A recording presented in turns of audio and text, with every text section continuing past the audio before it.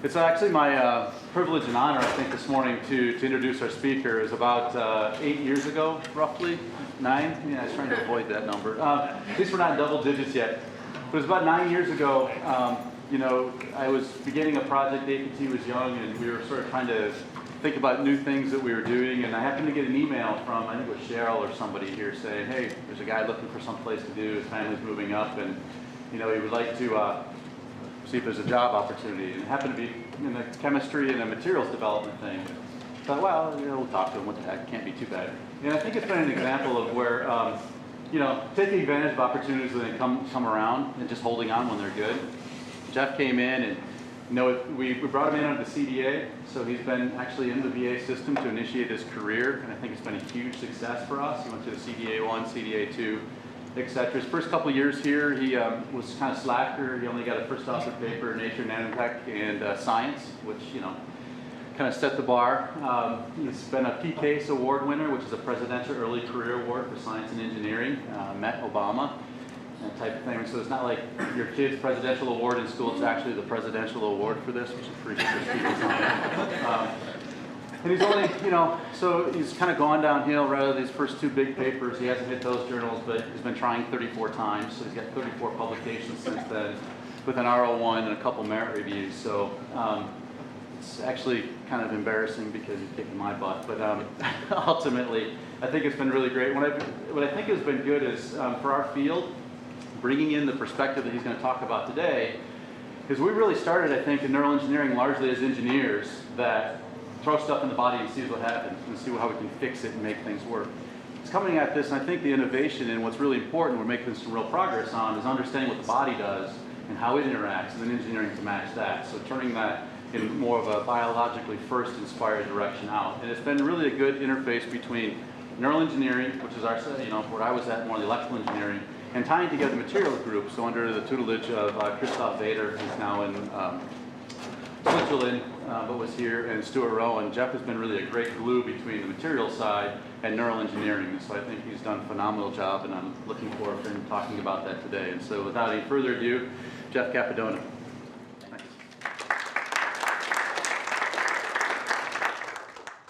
So I wasn't expecting that long of an introduction, but thank you very much. So I actually had something to say about you too.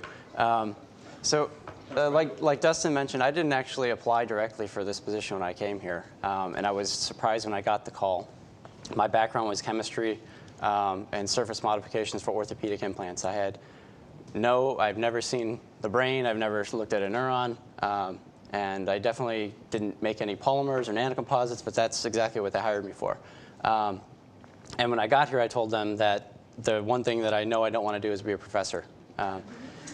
And I'm open to anything else, but I want to learn from you guys and see where I can go from here. And I don't know if it was just they were desperate for somebody to start this project, or if it was that Ron Triolo had a vision slot open and they wanted to make sure they were the first ones to grab the first one the APT Center had.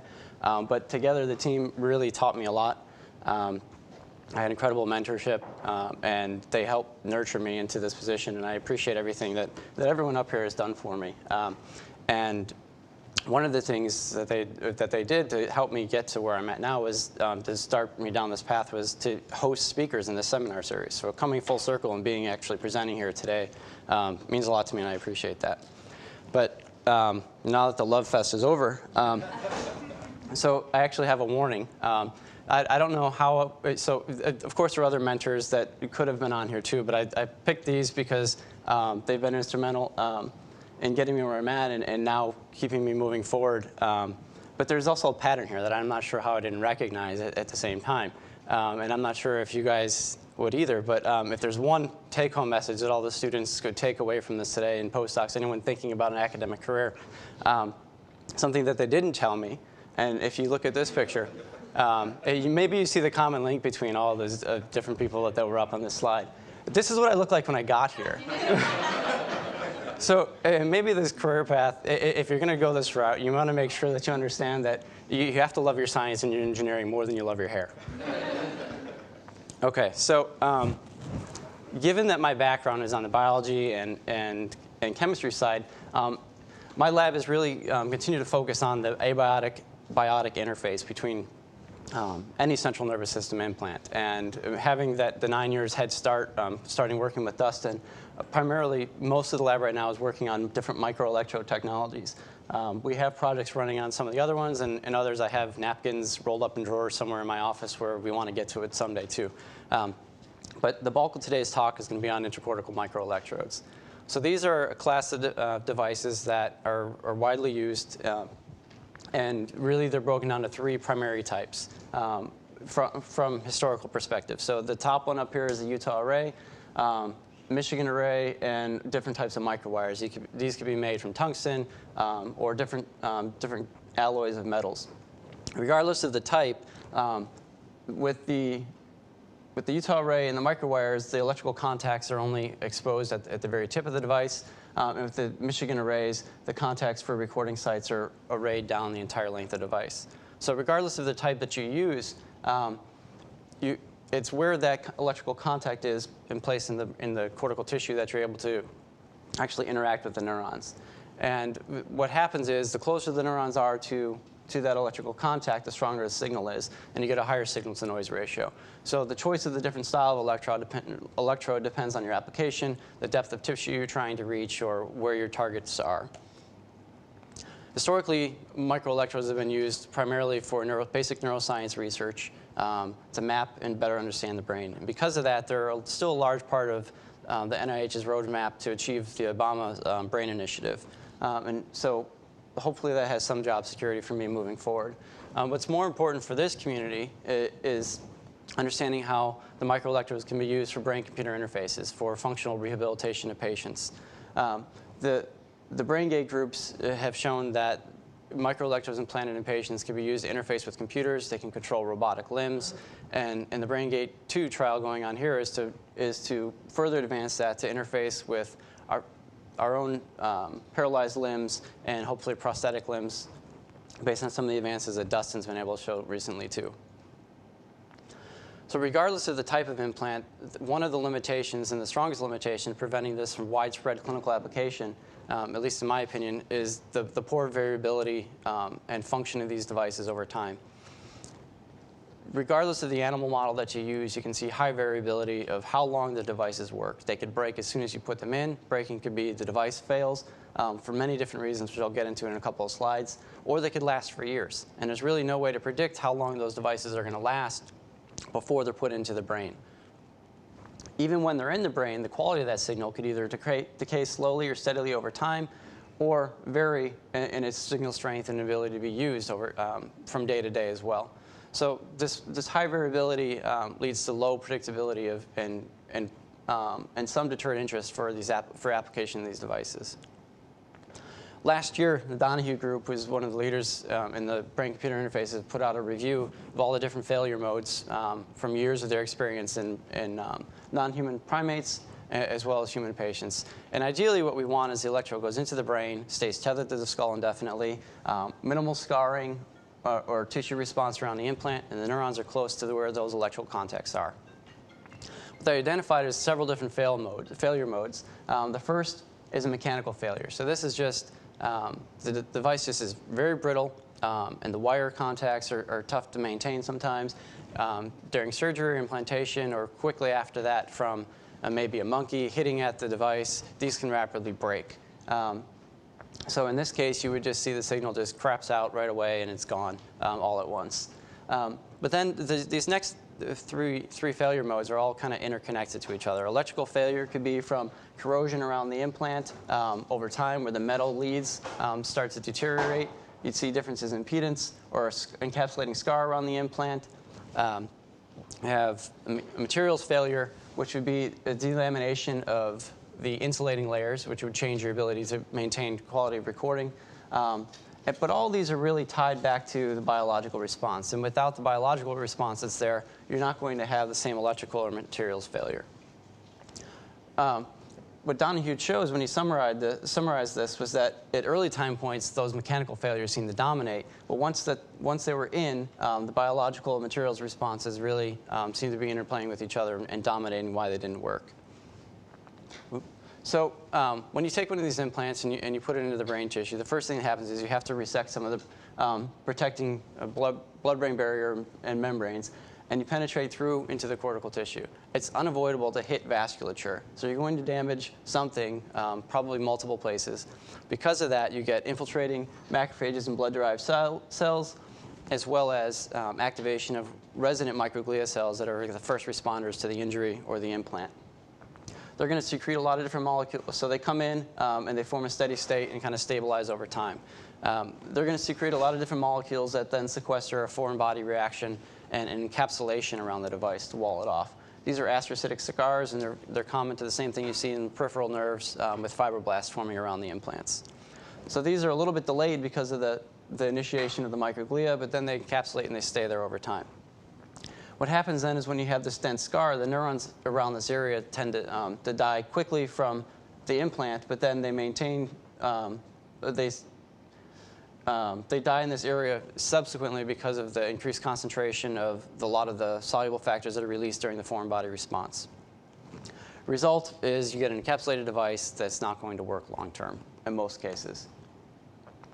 So probably the longest standing hypothesis for what is causing this propagating and sustained response around the implants is the difference between the very stiff implant that's going into the brain and the soft tissue around it. And it's actually where my work started with Dustin, too.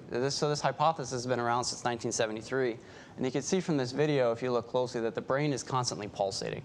It's highly vascularized. And when the animal moves or when it breathes, or the heart beats, it's going to move a little bit. So the idea was that just that slow and repetitive moving could actually move, based on these distances, how close the neuron is to the electrical contact. And they really want the neurons to be within 10 to 50, or to 50 to sometimes 100 microns to be able to maintain those signals. So the thought is that this propagating, pulsating could be wearing away at the implant site. It could lead to loss of neurons or further away the neurons are from the implant. One study actually looked at if they didn't tether the implants to the skull and put them in as a free-floating within the brain versus tethering them to the skull. And they saw that the neurons were actually closer, the neuronal filaments were closer to the implant site in the untethered model, suggesting that this micromotion could play a dominant role here. Another thought is that just by tethering these implants to the skull, and with that brain moving, you're creating strain fields and forces on the brain tissue that could be detrimental to the neurons just from not being regularly exposed to those environments. What Kipke's group showed is that the stiff silicon implants around 100 gigapascals had the largest strain fields all the way down to the tip of the device. If they theoretically softened these implants in their model, so 1 gigapascal is around a typical polymer, they minimize the strain a little bit, but there's still strain there. And if they went down to the megapascal range, they could remove that strain. So the idea is that, what if you had something that was stiff that could penetrate in, or why not just go softer, right? So if you do go softer, these implants would actually buckle and not get to where they're supposed to go during the implantation. So the idea is that why not just make something that's stiffer, or why not make something that's stiff to get it into the brain that softens after it's in there? Well, that's not the easiest thing to do. So some groups have tried other approaches to keep softer implants in the brain. The first approach was just by taking a polymer implant. And what they did to get this to actually be able to implant was they filled these channels with some kind of sugar residue or something to stiffen it up temporarily. Once it was in the brain, this would dissolve out, and then you have a floppy polymer implant. These polymers are still on the order of the gigapascal range, and if you look back to the one slide, you see that the model predicts that there's still significant strain fields imposed on the brain tissue. David Martin and others have started looking at hydrogel coatings to the implants. So that the idea of this is to put a polymer that would swell significantly on the surface of the implant to create a bubble or a barrier and mechanically shield the implants.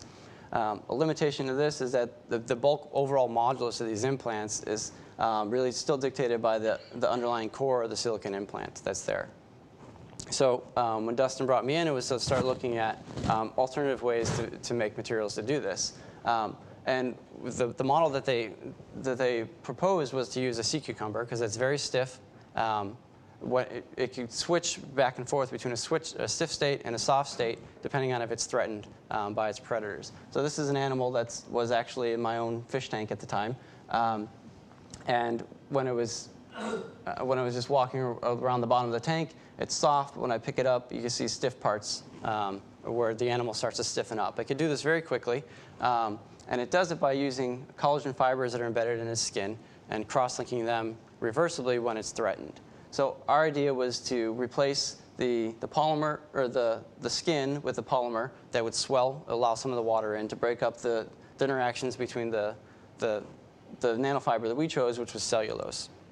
And I know that some of you have seen this before, so I'm not going to get real deep into the chemistry behind this. But what one of Dustin's first PhD students was able to do after we made the materials was show that with Allison Hess that we can get these materials to implant into the brain pretty easily. So without reinforcing it with the cellulose, this material would not have been able to implant. And then after only about, I think this is 15 minutes, we remove it, and you can see that it's no longer able to implant back into the brain. So, and that's just because the cellulose is decoupling here, and it's going to play on loop. So, all right. So when we wanted to understand how the mechanics actually affects the tissue response, we had to make sure that we had the appropriate controls for this. So we couldn't just put the silicon in by itself compared to our nanocomposite, because there's a chemical difference on the surface. So what we did was we took the same polymer and we coated the silicon implants. The strain fields imposed on the tissue by the silicon by itself and the polymer coated silicon were not significantly different. Whereas the soft nanocomposite, so this is after it's been in the brain or in water for 30 minutes, it reaches a modulus of around 12 megapascals. You can see that the strain fields around these softer implants is significantly reduced. And what we have here is that theoretically, if you were able to make an implant that was matched the modulus of the brain completely, and you tethered it to the skull the same way you tether the implants, you see that there's no difference in the strain fields imposed around the theoretical brain implant versus the one that we're making. What we do see is that there's a depth-dependent effect. At the top of the brain, where it's tethered, there's higher forces, and as you move down the length of the implant, those forces diminish. And this actually is in great agreement with work by Kevin Otto and a few others that show that the tissue response is depth-dependent too, and can be one reason why there's variabilities in how well the different types of implants work functionally. So just recently, and this paper is under review now, what we've been able to do with Jits Mitswami at Arizona State was Jessica went out there, and we took our softening implants, and we used a special rig that he's developed where he has a load cell with a microdrive, and we put it into the brain, and he's able to measure back the micromotion that the brain is putting back on the implant. And what we see is that either our dip-coated and our nanocomposite both significantly reduce the micromotion and the strain on the brain after only 30 minutes of being implanted compared to the stiff silicon implants. So now that we know that our model should theoretically and have some in vivo data for the first time showing that the softer implants reduce the strain and micromotion on the brain, we go back and we look at the histology. So just this year, Jessica published a paper where she looked at the exact time, the time course 3 days after implantation through 16 weeks after implantation. And we compared, in this study, the dip-coated, so the chemically matched stiffer implant to the polymer nanocomposite implants. Interesting, and what we were surprised to see is that we don't see recovery at the interface, so right up close to the implant, until 16 weeks after. There are some regions further away from the interface that there were significant differences at earlier time points, which we don't have a full explanation for yet. But it wasn't until 16 weeks after the devices were in there that we saw recovery at the interface compared to the stiffer controls. And this is in agreement with what we see with the other histological markers. So this stain is for the activated microglia and macrophages that are the first responders to the implant. You see that 16 weeks is where we see the biggest differences right up against the interface, and that corresponds with astrocytes and the scarring being further away from the implant and then settling out right up to the interface. Again, this also correlates with the blood-brain barrier breakdown, which you would expect from the micromotion or any other implant that we see in the body. We see that the blood-brain barrier never heals, and the results from the IgG staining showed that it was in good agreement with the neuron densities around the implant too. So if we look back and we say that we've developed a material that minimizes the strain on the implant, and we have in vivo data to say that we've minimized the micromotion on the implant, but and both of these happen within 30 minutes of the device being implanted. But the time course between when we see differences in the inflammatory response and when the neurons are actually repopulating that tissue are months later. So is this the only mechanism that could be causing what's happening between the mechanical mismatch and the implant stiffness, and the foreign body response? So last year there was another paper published in this area that looked at the effects of modulus or substrate stiffness on microglia, astrocytes, and neurons. And what this study did was they made different polymer implants and cross-linked them different stiffnesses, and they had low and higher modulus materials. And then they did full gene arrays, and they looked at all the different genes that were upregulated or downregulated based on the stiffness of the implants. Now, one of the problems with doing these gene arrays is that they have so many different genes that it's very difficult to understand any connection between anything. And you can see that there's 73 genes that are upregulated, 123 that are downregulated, and it's really hard to pinpoint which ones you want. So a lot of the times the field, when they look at this, they could cherry pick what they want. So that's what I'm going to do too. But basically, if there is some rationale for that too. So one of the ones that they actually highlighted in their paper was toll-like receptor 4. The other gene here is just for microglia and macrophage activation. So on the microglia substrates, they saw the toll-like receptor 4 expression was higher on the stiffer materials than it was on the softer materials. So why did I pick that one? And if we look at the few studies that have actually been published that have shown a correlation between the histological response and the recording performance of the device, all these are going to come back to the toll-like receptors. So the first one that had done this was Rod Renneker's group, and what they did was they administered minocycline, which is an antibiotic, to their rats in the water. So for the first, I think, 30 days that they administered the minocycline, they saw improvements in the recording quality and decrease in scarring around the implants. And again, this is an antibiotic. Toll-like receptors are very important in recognizing biological infiltration into the brain too, or like bacteria contaminants. So the other one was from Jimmy Harris's thesis and Dustin's group. And what they did was they overstimulated the inflammatory response by administering LPS, and that's a bacteria contaminant. They gave it systemically to the rats, and they saw that as you increase the inflammatory response, the recording quality decreased. Again, LPS is recognized by the toll-like receptors, so this could be a dominant mechanism in this case too.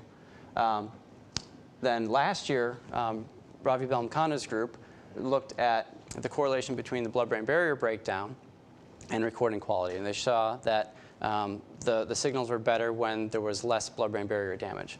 Of course, there's multiple factors that could be playing a role in that instance. But one of the things that we know is that toll-like receptors also recognize infiltrating serum proteins when the blood-brain barrier is broken down.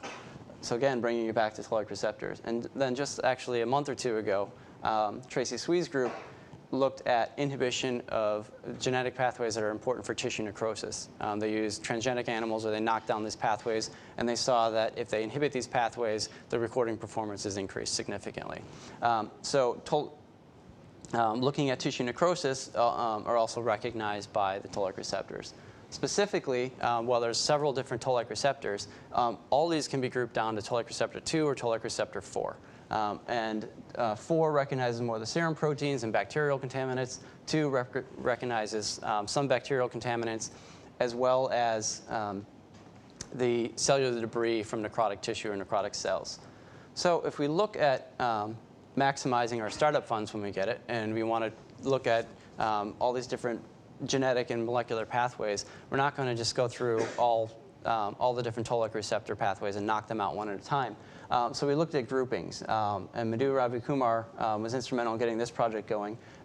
And what we did was we looked at the interactions between toll-like receptor 2 and 4.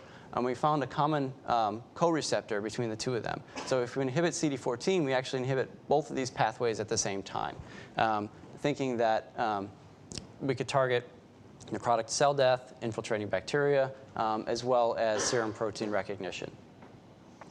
So what her thesis was to look at, started by looking at transgenic animals that were lacking the CD14 receptor. And in this case, regardless of the time point that we looked at, whether it's acute or chronic time points, right at the interface, we always saw an increased population of neurons when the CD14 gene was knocked out in the animals. This was, it was interesting, though, that when we looked at the inflammatory markers, so this is the microglia and macrophages, we only saw the correlation at short time points. So at later time points, a different mechanism was probably dominating this interaction. The astrocytic scar was even shorter lived with the effects by knocking down this gene. So the only marker that we looked at that correlated at all time points with the neuron populations was the blood-brain barrier permeability. So right at that interface, suggesting that that's probably more of a dominating role in why these devices are failing and being recognized. So we look at what's happening when you damage the vasculature. First, you have the serum proteins that are going to come in. The local microglia are going to recognize this through these toll-like receptors. They're going to secrete a lot of different molecules that oxidative species, reactive oxygen species, cytokines, chemokines that could be toxic to the neurons. These molecules could actually also open the blood-brain barrier back up further and cause these infiltrating cells to continue to get into the brain. So the interesting thing is that toll-like receptors are also present on the infiltrating cells as well. If the correlation seemed to be more dominated by the blood-brain barrier permeability than just the activation of these different cell types, what we wanted to do is understand if it's the infiltrating cells or the resident cells that are dominating this role. The idea behind this is, if you're thinking about translation of this technology and how do we therapeutically treat these patients, do we need to have something that is always turned on and always gets through the blood-brain barrier, is always getting into the brain, or can we administer something systemically to patients orally with an IV injection? It's a lot easier than continually dosing directly into the brain. So what we did in this study is we took animals and we wanted to understand where the cells were coming from and which ones were dominating the response. So the first thing we did was develop a new model to study this. And we took mice that were transgenically engineered to have all blue cells. And then we irradiated healthy mice, or normal mice, and we gave the donor cells, we did a bone marrow transplant from the blue mice to the unmodified wild-type mice, so that we could create a species where they had blue cells in the peripheral nervous or in the peripheral immune system, but no blue cells in the brain. So any presence of blue cells in the brain would mean that they were infiltrating from this injury. So the first thing we had to do was make sure that the model by itself didn't compromise the tissue reaction. And regardless of any of the markers that we looked at all of our time points, we didn't see any differences between just the foreign body response in general as a result of making this model. But we did see differences in which cells were dominating the response. So one of the biggest markers that everyone looks at here is the activation of the microglia and macrophages. So are they there, or are they producing pro-inflammatory molecules that could be toxic to neurons? What we see is that, remember that the neuron, so this brown line here is a neuron population. So there's actually a secondary dip here that it's subtle on this graph. But the populations of neurons in the wild-type animals actually drops again at later time points. So what we're looking for when we look at these different markers is what trend can account for the changes in populations in the neurons when we're comparing to the macrophages if they're local or resident. So we see that at the early time points where we have a decrease in neuron populations, we have increase in both macrophages and microglia. But at later time points, there's no correlation. And so that's the same thing that we saw in the transgenic animals. When we look at all the microglia and macrophages, and not just the ones that are activated, we do see a correlation between macrophages. The colors on these are reversed from the plot. I apologize for that. It made sense for the paper for some reason. I can't remember why. But this is actually the macrophages that correlates more closely with the neurons. So when this tells us that the cells don't have to be activated, that just being there and infiltrating into the brain causes more problems for the neuron populations. And this is actually an excellent agreement with some work published by Jerry Silver a few years ago, where he showed macrophages cultured in a dish with neurons will selectively kill them for no reason, without stimulation, just walking by, they'll phagocytose, or just by touching them, there's contact inhibition of the neurons. So again, it supports that the blood-brain barrier and infiltrating is more important than targeting the resident local cells.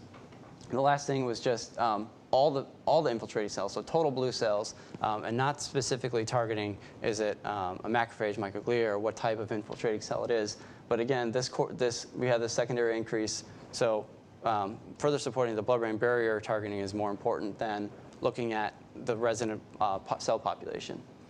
So now we've seen that the CD14 pathway seems to be a dominating pathway, and it correlates to blood-brain barrier permeability, and the chimera model told us that infiltrating cells played a dominant role. So now what we did is we made chimeras with these CD14 animals. So we had mice that were either started as wild-type mice and were given peripheral immune systems that were lacking the CD14 gene, or CD14 animals that were lacking CD14 in the brain, but given back wild-type peripheral immune system. This gives us a way to pick apart where exactly this pathway is coming from and why is it dominating. So in this case, I'm not going to go through all the stains, but what you could see in both the blood-brain barrier permeability by IgG staining and neuronal densities, by only inhibiting CD14 in the peripheral immune system and not within the brain itself, we get the same response as if we knock it out everywhere. If we only knock it down in the brain and not in the peripheral, we get the same response as the wild types, showing that this mechanism is important on the infiltrating cells and has no influence at all on the local resident cells. So that tells us that now we can target something systemically. We don't have to worry about getting things across the blood-brain barrier. So there aren't any drugs on the market right now for targeting specifically these pathways for neural applications anywhere in the brain, which lucks out for us because we don't have to target directly in the brain. We're able to deliver this systemically. So we found a company that had a CD14 inhibitor called IXO, and they were actually very encouraged about the application for their own company, gave it to us free at first to try it out. At first, yes. Anyone in my lab knows that it's more expensive than cocaine right now, which is why when we write the paper, we talk about the mechanism and not the drug. When we administer IXO systemically, it works just as well as targeting as the chimera model. There's no differences in the scarring, the blood-brain barrier permeability, or the neuronal populations. So this tells us that we do potentially have a translational therapeutic approach where we could target this pathway systemically and not have to worry about getting it into the brain. However, I see some cringing, and especially from my MD student. Why would you want to target your peripheral immune system indefinitely for something in the brain and not your whole body, right? There could be consequences from doing that approach too. So luckily, we had other students in the lab that were looking at other pathways at the same time, and one of them was looking at inhibiting the activation of the microglia through reactive oxygen species. The idea behind that project was that those molecules open up the blood-brain barrier, and they're known to directly affect neuron health. So aside from that, these reactive oxygen species could actually be another link to corrosion around the implants, because they've been seen by just adding reactive oxygen species to the electrodes to actually corrode the metal contact. So in this study, we used resveratrol as well as many other antioxidants. And what we saw was that the antioxidant actually does preserve neurons around the implant, prevents degeneration. So this is a marker for neuronal degeneration. Luckily for us, there was an unforeseen evidence that no one had published or reported on before, that the resveratrol actually also interferes with the expression of toll-like receptor 4. So this gives us an alternative strategy to be targeting the same molecular pathway. Now, also in that study, we saw that short-term dosing had long-term effects. So by dosing just the day before surgery, we saw four weeks after that single dose, we still had positive results in terms of neuron populations and prevention of neuronal degeneration around the implants. So now what we do is we go back full circle and we say, well, the only ones that really lasted long-term and had the best response chronically were with the mechanically softening implants. That short-term could affect recording quality and also hinder our ability to maintain stable signals. So now if we take some of these drugs that we've identified, put them into that implant, because it swells to actually release some of the, to disengage the mechanical properties, we can manipulate that and use that as an advantage to release drug from the implants too. So if we take our nanocomposites and we put resveratrol or curcumin into the implants, we could actually use them as a drug release vehicle too, just by when the materials swell, they're able to release over short-term periods. Some of the preliminary work that we have from this, we've seen that both curcumin and resveratrol minimize the disruption of the blood-brain barrier, and this is at 2 weeks after implantation. But only resveratrol actually promoted higher neuronal densities around the implants at these short time points. Now, all the animals for this study out to 16 weeks are down. Jessica's frantically slicing them in hopes to graduate in the next few months. But the biggest question here is, how does all this tissue response go back to the recording quality? And we mentioned that we've been working on this project for longer than now either one of us wants to mention. But that's because we gave our collaborators, Allison Hess and Chris Orman, a huge problem. We gave them a polymer that we focused on the materials properties. We wanted just something that can mechanically change and think about the mechanism, just the mechanical mismatch. We took no consideration for how they're actually going to turn this into an electrode at the time.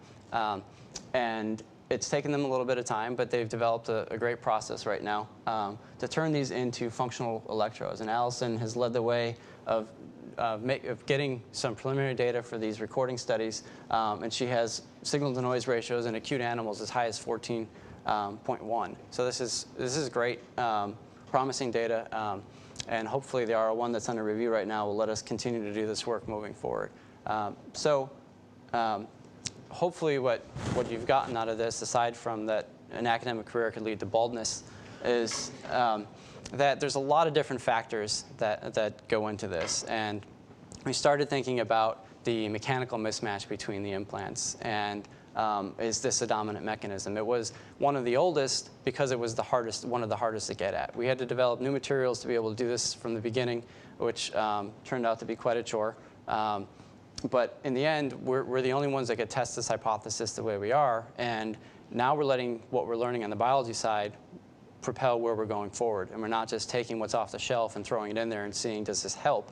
But we're able to engineer smarter devices that are complementing multiple aspects of it. So to really be able to target this and turn this response off to create functional devices that last for the BrainGate 2 trial, we have to think about all these different factors. We need to think about the mechanics, the immunity pathways, the scarring, and especially the blood-brain barrier. And I don't think that any one of these is a static knob. I think as one matures, you're going to have to continue to tweak these knobs over time.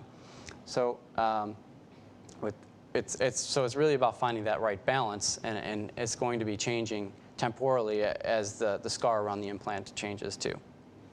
With that, I haven't done any real work in the lab for a long time, and the students up here, I've been very lucky and blessed to be a case to have these students working in the lab, as well as all the collaborators that help move these projects forward. So again, thank you for the opportunity to speak here today and to be in this community and be here at Case Western. Thank you.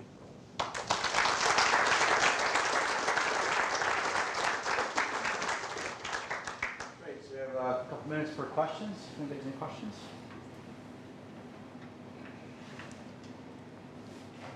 So just to start, the peripheral drug that you're using, did you see a lot of off-target effects with that, with affecting the immune system? I would think you might. So we didn't see effects of, I'll start with the surgical site didn't not heal the same way the other sites did. That healed fine. Everything in terms of that was perfectly normal because those implants are tethered to the skull, but there's nothing percutaneous going through the skin. So we suture that up, and that heals the same rate as the other animals. We did do analysis of most of the other organs that you would think to look at. We sent them off to pathology. Nick's eye said they looked beautiful. No problems there. So that study, though, was only 2 weeks. And it was dosing every other day for 2 weeks because that's what we could afford with the free sample. And now John Herman is just starting to dose those in animals with the chronic recording electrodes in place, too. So, yep. Another kind of off-topic question. Have you, thinking about the peripheral inflammatory system, have you thought at all about when you actually get to implant these in people? There's a body of work that thinks that shows that a lot of people with spinal cord injury actually have low-grade chronic inflammation. So would that not impact? Yeah. So. For the video, can you repeat the question? Oh, so for the video, the question was a lot of the patients with spinal cord injury have seen low-grade chronic peripheral inflammation, and could what we're seeing with the brain implants be related to that in terms of inside-out signaling and back and forth? And we have actually thought about that, and I've termed this rainbow mice in our lab, and some of the students don't like it, but what we want to do is go back to the chimera model, where we initially just used blue mice and saw the blue cells are coming in. What we want to do is at different times continue to give different color cells to see where are they going, do they stay there, and do they come back? So we could track the cells to the lymph nodes, see where they're getting to, and are they come back, or do they come and they stay and they die? So it's something that we're considering doing, and probably in the next couple of years, right, Hillary? Is she here? Yeah. Yep. Okay. Clarify something for me, I'm a bit confused. So at some point you said the blood-brain barrier was really a critical factor, Yep. right? And that agrees with what Ravi was saying. Yep. Then at the end, though, I get the picture that we think that reserve control was the one big factor, but that controls inflammation really local. So what is then the link? Because I didn't see how that latest technique would help Yeah. with the blood-brain barrier. I think I left out a little bit too much of the resveratrol. So the question was, for the camera again, I talked a lot about the role of the blood-brain barrier, and then at the end I tied it back to resveratrol, which was a local delivery from the implant. Where's the connection between resveratrol and the blood-brain barrier? So what we have seen, and I left some of this data out because I thought I was going to talk a lot longer than I did, was that resveratrol actually one of the resveratrol doesn't affect the microglia or scarring very much.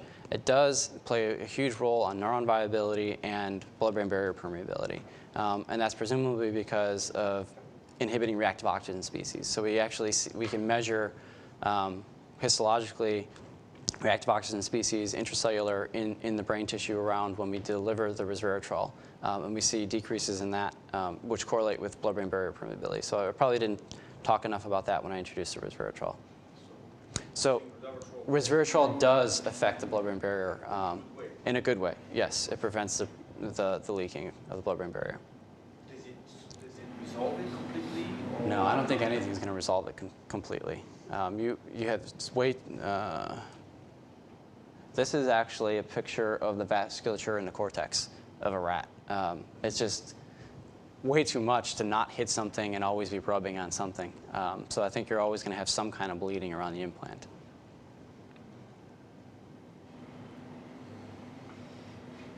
So that was sort of one of the questions I was leading to. Is it's permanently broken down blood-brain barriers? So to keep the this inflammation down, you think right now that you're going to be a chronic sort of, you have to always be applying some sort of medication or pharmacological approach to this? So the question was, if the blood-brain barrier is always leaking, do you always have to be continuing to dose something? So some parallel work that I didn't present at all today was we've looked a lot at the effects of how much stimulant causes different levels of activation of the microglia, and then how does that contribute to neuron viability too. And in a couple of different instances, we've looked at this with nanoparticles, just by dosing more to stimulate more. We've looked at this also with bacterial contamination too, just the more bacteria that's there. And everything that we see is that there's a linear response in terms of the stimulant to microglia activation. But there seems to be a threshold of a certain level of activation of the microglia, then kills neurons, then causes more pronounced scars. So I don't think it's ever about turning it completely off. It's getting it to this level where you're mediating it enough that it doesn't have the downstream events, because part of that healing is natural and you need it. So would there be a way, I mean, could you turn this around and say, rather than stopping what keeps coming out, more maybe the vascular, genesis type of things or angiogenic approaches that would actually promote closing of that barrier? Is that not a reasonable approach? So last summer, I did the surgeries myself to use some of Honorbon's artificial platelets to see if minimizing the bleeding would have a major role. Because I did those surgeries myself, taking after some things that my mentor would have done, I never got back to going and doing all the histology on those animals. It's something that Madhu's supposed to do in the next 2 weeks before she leaves, though, right? Is she here? Doing the work. She's doing it right now, yeah. But no, we have thought about targeting the blood-brain barrier specifically, too. Thinking more from a therapeutic side, so you used these substances that had some known effects, but they weren't really optimized to do what you want to do. I mean, they just happen to have these effects. Is there some way to optimize that? Yeah, so that's what the merit review is with resveratrol, and that's what the RO1 is with CD14 pathways. It's how much the drug do we deliver? How long do we need to deliver it for? And clinically, also, an important question that I think helped with the scoring on those grants is, what about the patients that already have these implants? Can you restore function or recover anything if you wait a while after the implants are in and then you start administering these? So those are all questions that we're hopefully going to have answers to in the next couple of years. What about like from a drug discovery perspective? I mean, those just happen to be there. Like, is there a way to find some substance that has the effects you want and none of the side effects?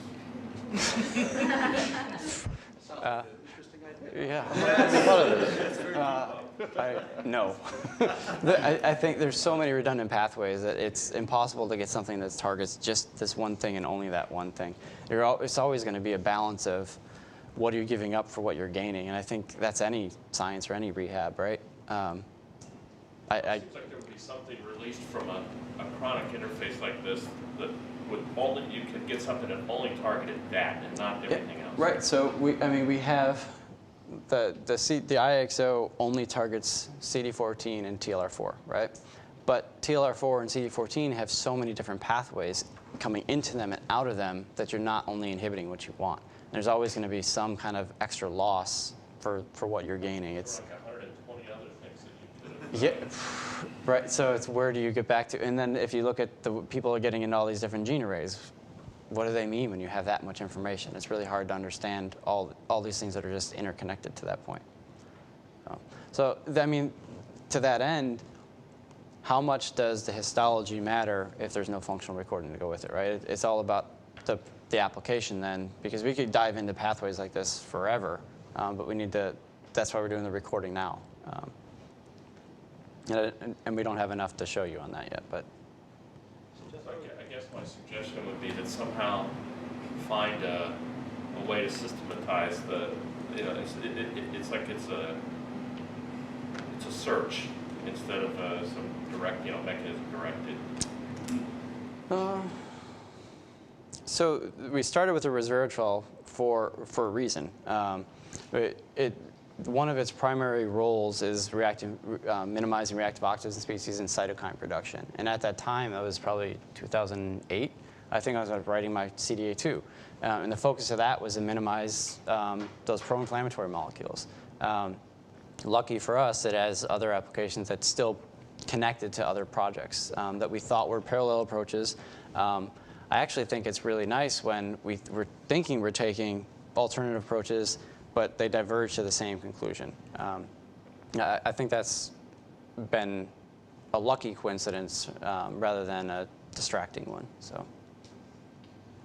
know we've talked about for a while, I mean, you focused this talk and we've talked about the interface between the probe and the things, but we've had these conversations around what are the implications, or do you think there's implications bigger for, say, Alzheimer's or some of these other potentially mechanically mediated or, you know, mismatched proteins and all that kind of stuff in the brain? Do you see a connection to what you're learning here to maybe broader issues in neurodegenerative disease?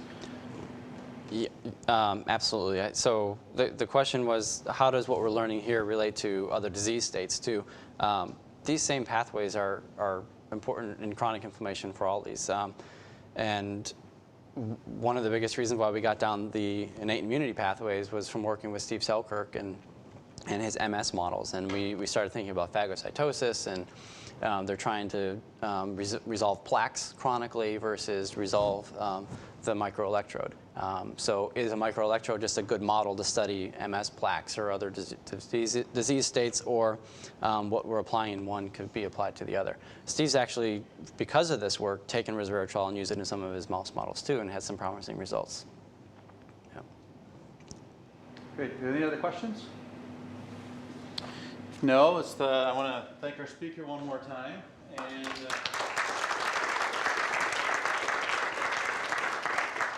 so thank you for coming and presenting this wonderful work. We have a book from Jenny Jones. It's basically a photographic view of Cleveland to show all the wonderful things that go on in this area. So thank you very much. Appreciate it.